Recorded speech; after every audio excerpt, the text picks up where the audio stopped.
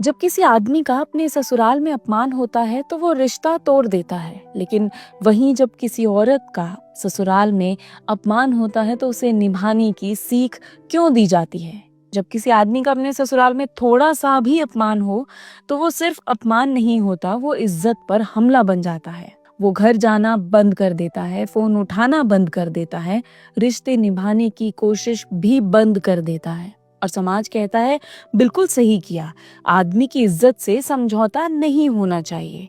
लेकिन अब जरा कहानी का दूसरा हिस्सा सुनिए। जब वही अपमान एक औरत के साथ होता है, अपने ही ससुराल में, अपने ही घर में, तो अचानक शब्द बदल जाते हैं। अरे छोड़ो ना, इतनी सी बात दिल पर क्यों लेती हो, घर बसाना है तो थोड़ा सहना पड़ता है, सबके साथ एडजस्ट करना पड़ता है, तुम ही समझदार बन जाओ। और सबसे खतरनाक लाइन, औरत हो, रिश्ते निभाना तुम्हारी जिम्मेदारी है। वाह, मतलब आदमी का अपमान सीमा और औरत का अपमान संस्कार।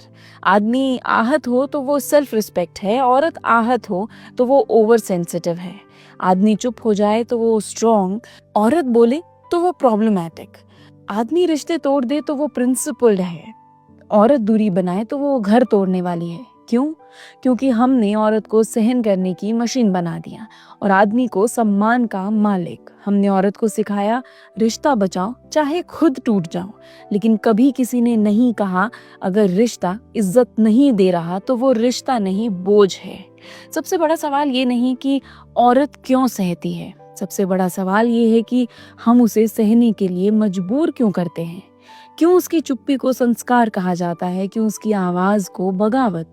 शायद अब वक्त है ये मानने का कि इज्जत जेंडर नहीं देखती, अपमान किसी का भी हो वो अपमान ही होता है। और रिश्ते वही टिकने चाहिए जहां औरत को भी उतनी ही इज्जत मिले जितनी आदमी को अपना हक समझ कर दी जाती है। क्योंकि जहां सिर्फ औरत को एडजस्ट करना पड़े वहां रिश्ते पहले ही फेल हो चुके